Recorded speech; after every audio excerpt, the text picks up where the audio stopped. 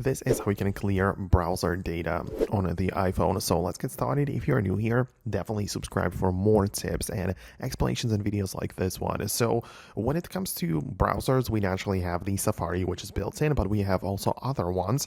So let's get started with the Safari. You open up the Settings app, and at the bottom, we have all apps menu, from which you can look up and search for Safari either by scrolling or using the search field. But once you get inside of the Safari, you can manage all of the different settings for it.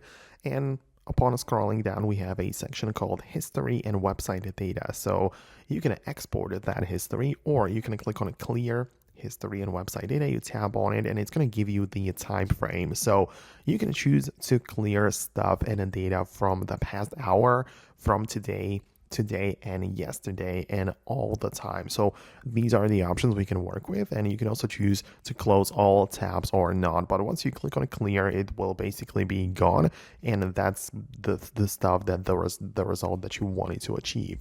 When it comes to other web browsers, it should work on a similar basis. For example, Google Chrome is a very popular choice as well.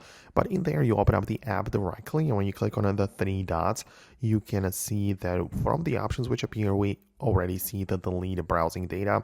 So you can tap on it as such, and a very similar thing, you choose the time frame, which might be all the time, even last 15 minutes or 4 weeks and 7 days, so different options in here.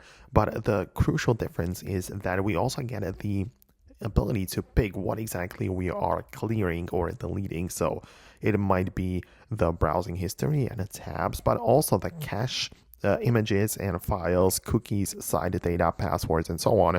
And you can specifically decide what exactly you want to clear. So that's it from me. I really hope I could help. Hit the thumbs up if it worked, and I hope to see you later in the future videos too.